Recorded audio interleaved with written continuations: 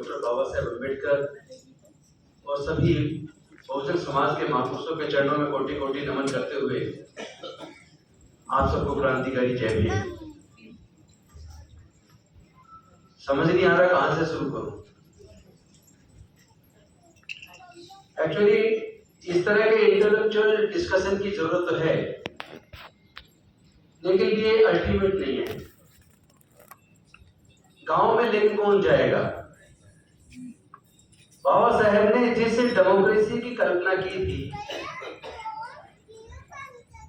वो डेमोक्रेसी सफल क्यों नहीं हुई? उसका बहुत बड़ा कारण यह है, बहुत बड़ा पार्ट जो फंडामेंटल राइट में रखना चाहते थे, वो directive principle of state policy में रख दिया। और आज तक भी उसमें से वो पूरा का पूरा डायरेक्टिव प्रिंसिपल स्टेट पॉलिसी में ही है। राइट टू एजुकेशन नाम मात्र को बना दिया, राइट टू वर्क भी नाम मात्र को बना दिया, लेकिन वो सच अभी साबित नहीं हुआ। उसको सच करना है। सच तो यह है कि सभागार में बैठे हुए सारे लोग, जो सभागार से बाहर है उनकी बात नहीं कर रहा हूं, जो इस सभागार के अंदर है, अगर वो भी ये कह रहे हम 100 में से 100% इस मिशन मूवमेंट के साथ है, तो हम आपको हुक्मरान बना देंगे।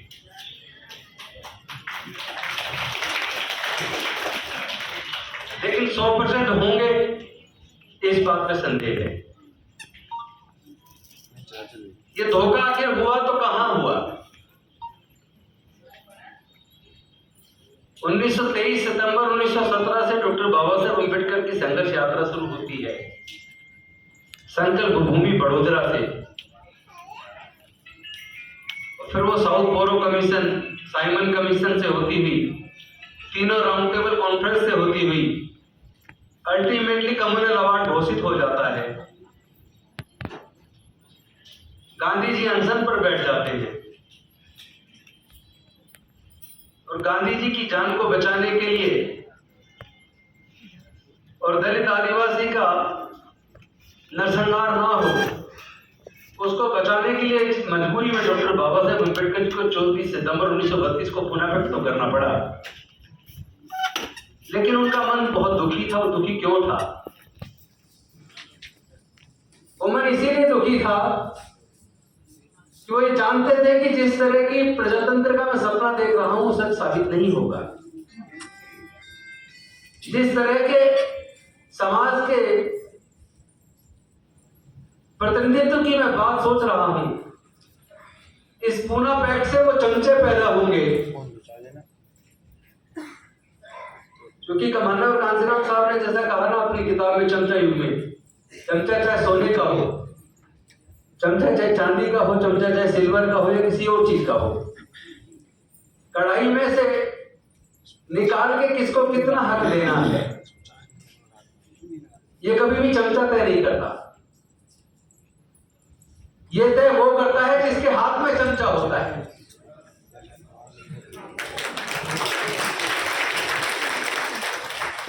तो 24 सितंबर 1932 को पुनः व्यक्त करते हुए डॉक्टर बाबा साहेब अम्बेडकर का मन इसीलिए दुखी था। उन्हें उसी वक्त पता था कि इस पूना पैक्ट से जो SC ST के प्रतिनिधित्व करने वाले लोग संसद और विधानसभाओं में जाएंगे, वो समाज के सच्चे प्रतिनिधि नहीं बन पाएंगे, वो अपने अपनी पार्टियों के गुलाम बन जाएंगे। और यही हुआ।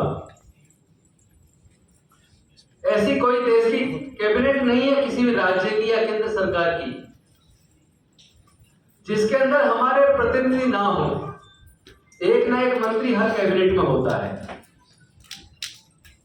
संसद और विधानसभा में अनेकों सांसद और विधायक होते हैं, लेकिन उन्हीं की उपस्थिति में हमारे ही समाज के खिलाफ प्रस्ताव रखे जाते हैं और उनकी सहमति से वो प्रस्ताव, हमारे समाज की गर्दन को काटने वाले प्रस्ताव पास कर दिए जाते हैं।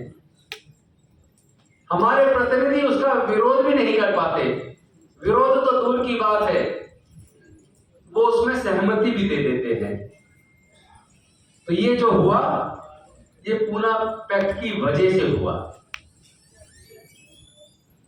कभी तो आप लोगों को सोचना चाहिए कि हजारों साल तक हमारे पढ़ने लिखने पर धार्मिक बंदिश रही, व्यापार करने पर धार्मिक बंदिश रही, संपत्ति रखने पर धार्मिक बंदिश रही, इसलिए हम इतने लंबे समय तक गुलाम रहे। और ज्योतिबा फूले जी ने जो कहा, ज्ञान बिना मति गई, मति बिना नीति गई, नीति बिना गति गई, गति बिना धन गया, धन के अभाव में हम गरीब हो गए और गुलाम हो गए। और ये सब अविद्या की वजह से हुआ, यानी ज्ञान पर अधिकार न होने की वजह से ये सारा नुकसान हुआ। लेकिन मैं ज्यादा इस बात को सोचकर चिंतित हूं कि जो डॉक्टर बाबा साहेब अम्बेडकर हमें देकर गए ये इतने आसानी से नहीं मिला। इसको दिलवाने के संघर्ष में 5 में से उन्होंने अपने 4 बच्चे खो दिए, जवानी में अपनी पत्नी माता रमाबाई को खो दिया, अपना पूरा जीवन जलाकर हमारे जीवन में रोशनी देकर गए, हमारे डॉक्टर, इंजीनियर, जज, कलेक्टर, साइंटिस्ट, प्रोफेसर बनने का रास्ता बनाकर गए, हमारा एमपी, एमएलए, मंत्री, मुख्यमंत्री, राष्ट्रपति बनाने का रास्ता बनाकर गए। लेकिन हमने और आपने क्या किया? हम तो अपने परिवार तक सीमित हो गए। हमारे सांसद, विधायक, मंत्री समाज का प्रतिनिधित्व करने की बजाय अपने घर को मजबूत करने की तरफ लग गए। और वो जो सपना था डॉक्टर बाबा साहेब अम्बेडकर का, वो सपना रह गया। और उससे भी ज्यादा दुख की बात यह है कि इतने सारे पढ़े लिखे लोगों के बारे में क्यों डॉक्टर बाबा साहेब अम्बेडकर जी ने आगरा में 18 मार्च 1956 को कहा था कि मुझे मेरे पढ़े लिखे लोगों ने धोखा दिया। यह उन्होंने इसलिए कहा था, वो ये सोचते थे कि मैं अकेला अगर अपने समाज के हजारों साल की गुलामी को तोड़कर उनके आगे बढ़ने के रास्ते बना पाया, तो जो मेरे समाज के हजारों हजार बच्चे जज, engineer, doctor, collector, scientist, professor बन जाएंगे, ब्यूरोक्रेट बन जाएंगे। तो मैं अकेला इतना सब कुछ कर गया, वो सारे मिलकर जब करेंगे तो पूरा समाज कितने आगे निकल जाएगा। लेकिन अपने ही जीवन काल में उन्होंने देखा कि जो मैं सोच रहा था उसका उलट हुआ। मेरे तैयार किए हुए लोग तो अपने घर तक सीमित हो गए, अपने बच्चों तक सीमित हो गए। इसीलिए दुखी मन से उन्होंने ये बात 18 मार्च 1956 को आगरा में कही थी कि मुझे मेरे पढ़े लिखे लोगों ने धोखा दिया। और उसका परिणाम आज आपके सामने है। आज सरकारी स्तर पर षड्यंत्र करके इतना बड़ा षड्यंत्र किया कि आपको पता भी नहीं लगने दिया, और षड्यंत्र होकर वो सफल भी कर गए। 50 साल पहले उन्होंने षड्यंत्र शुरू किया। 50 साल पहले उन्होंने सोचा कि ऐसी कौन सी ताकत इनके पास आ गई जो हजारों साल हमारे गुलाम रहे, जो हमारे घर के सामने से चप्पल पहनकर नहीं निकल सकते थे। हम अगर उनके घर पे चले आए तो एकदम खाट पे से खड़े हो जाते थे। आज वो जुल्म के खिलाफ बोलने लगे हैं, एट्रोसिटी एक्ट में मुकदमा दर्ज कराने लगे हैं। आज वो अफसर बन के हमारे बगल में बैठने लगे हैं, हमारे सर पे बैठने लगे हैं। ये ताकत आई तो आई कहां से? तो उन्हें पता लगा ये ताकत, इनको पढ़ने लिखने से ज्ञान आया, ज्ञान से अच्छे बुरे का अंतर समझ आ गया, ज्ञान से इनको अपने अधिकार की समझ आ गई, नौकरी से घरों में थोड़ा पैसा आ गया, और जब ज्ञान और पैसा दोनों आ गया तो बोलने की ताकत आ गई। तो उन्होंने षड्यंत्र किया कि इस ताकत को छीन लो। लेकिन प्रजातंत्र में चुनने के लिए वोट चाहिए, और वोट इन्हीं के पास है, डायरेक्ट तो नहीं छीन सकते। लेकिन उन्होंने, वो तो लोग पहले से षड्यंत्रकारी रहे हैं, पहले से ही उन्होंने छल कपट से ही हमारा सब कुछ छीना, फिर से एक छल कपट कर दिया। क्योंकि हमने ये सर्वे करवाया था कि देश के अंदर जितने सीनियर जजेस हैं, senior doctor, senior engineer, senior scientist, senior professor हैं, वो सरकारी स्कूलों से पढ़े हैं, प्राइवेट से पढ़े हैं। तो रिजल्ट आया 98% वो लोग सरकारी स्कूलों से पढ़े हैं। इसका मतलब सरकारी स्कूल में क्वालिटी एजुकेशन थी। तो उन्होंने सरकारी एजुकेशन को ही खत्म कर दिया। धीरे धीरे पहले प्राइवेट स्कूल खोलने शुरू किए, एक के बाद एक प्राइवेट स्कूल खुलते चले गए। और अभी जो आरटीआई से डाटा सामने आया, पिछले 15 सालों में 2.25 लाख सरकारी स्कूल बंद हो गए। सरकारी बंद हो रहे हैं, प्राइवेट हो रहे हैं, और जो सरकारी हैं तो पर्याप्त मात्रा में टीचर नहीं है, पढ़ाई का वातावरण नहीं है। प्राइवेट में फीस इतनी ज्यादा है कि आप अगर मध्यम दर्जे के पब्लिक स्कूल का फीस का चार्ट देखें, ट्यूशन का खर्चा, ट्रांसपोर्ट का खर्चा, बाकी खर्चे जोड़ लें, तो एक बच्चे को पढ़ाने के लिए 8 से 10 हजार रुपया चाहिए, और 2 बच्चों को पढ़ाने के लिए 15 से 20 हजार रुपया चाहिए। SC ST में 99% की पूरे परिवार की इनकम 5,000 से 20,000 के बीच है, 99% की।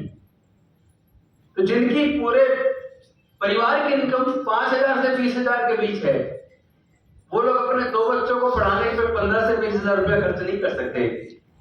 वो तो मजबूरी में सरकारी में पढ़ेंगे। तो इस तरीके से उन्होंने पहले स्कूल एजुकेशन को पूरी तरीके से प्राइवेटाइज किया। पहला हमला स्कूल एजुकेशन पे भी डाला, और उसके बाद प्राइवेट जो प्रोफेशनल कोर्सेज हैं, हायर एजुकेशन है, जैसे न्यू एजुकेशन पॉलिसी में भी किया, उसको भी एक बार देख लीजिए, उसको किस तरह कैटेगराइज किया है। प्रोफेशनल कोर्सेज में इंजीनियरिंग में जो सरकारी कॉलेज है, उसकी फीस 2.5 लाख रुपए एक साल की है। हॉस्टल का खाने का खर्चा अलग है, किताबों का अलग है, बाकी सारे खर्चे जोड़ ले तो एक साल का खर्चा लगभग 3.5 लाख। इंजीनियरिंग का खर्चा 4 साल की डिग्री करवाने के लिए 14 लाख रुपया। नेशनल लॉ यूनिवर्सिटी 1 साल की फीस 2.5 लाख, बाकी खर्चा जोड़ लिए जाए हॉस्टल वगैरह का, खाने का लगा के तो लगभग 3.5 लाख। 5 साल का कोर्स है, लगभग 17.5 लाख। तो 17.5 लाख आप खुद सोच लीजिए, SC ST के 99.5% लोग अपने बच्चों को हायर एजुकेशन का खर्चा नहीं उठा पाएंगे। इसका मतलब यह इनडायरेक्ट तरीके से पॉलिसी बना के उन्होंने हमारे लोगों से दोबारा से पढ़ाई छीन ली। सरकारी नौकरियों में आ जाया करते थे तो उसको टोटल प्राइवेटाइज कर दिया, सब कुछ बेच दिया, नौकरी भी गई। 5th पे कमीशन में 4th क्लास एम्प्लॉयमेंट को आउटसोर्स करके ठेके पे दे दिया, 4th क्लास एम्प्लॉयमेंट भी गया। अब बचा क्या? हमारे लोगों को इतना पैसा नहीं कि व्यापार करना। और सरकारी नौकरी पूरे देश के राज्य केंद्र सरकार की जोड़ लें तो लगभग 5 करोड़, जिसमें से 2.5 करोड़ हमेशा खाली रहती है, भरी नहीं जा रही। उस बची हुई 2.5 करोड़ में से SC ST का कितना हो गया? 22.5%, जो आधे ही भरा जाता है। तो लगभग 40 से 42 लाख नौकरी लग भी जाए, 50 लाख भी नौकरी पे लग जाए, SC ST की जनसंख्या 40 करोड़ से ऊपर है। अभी मैं इसमें माइनॉरिटी की तो बातें नहीं कर रहा हूं, OBC की तो बातें नहीं कर रहा हूं, अभी तो मैं SC ST की बात कर रहा हूं। 40 करोड़ में से अगर 50 लाख की भी नौकरी लग जाए तो 41.5 करोड़ लोग क्या करेंगे? उनके पास तो ना खेत की जमीन है, ना व्यापार करने के लिए जेब में पैसा है, और एजुकेशन को महंगा करके एजुकेशन छीन ली। बचा क्या? ये सब हुआ क्यों? जब ये हो रहा था तो क्या हमारे सांसद, विधायक, मंत्री नहीं थे? क्या हमारे लोग ऑफिसर्स नहीं थे? सब थे, लेकिन घर तक सीमित रहे। जिस वक्त उसके खिलाफ लड़ाई लड़ने की जरूरत ही नहीं लड़ी गई। लेकिन अभी सब कुछ खत्म नहीं हो गया है, अभी भी लड़ना बाकी है, लड़ना भी है और जीतना भी है। इसका मार्ग भी है। डॉक्टर बाबा साहेब अम्बेडकर तो पूरा मार्ग बता गए, मानव और कांचन उस मार्ग पर चल के कैसे हासिल करना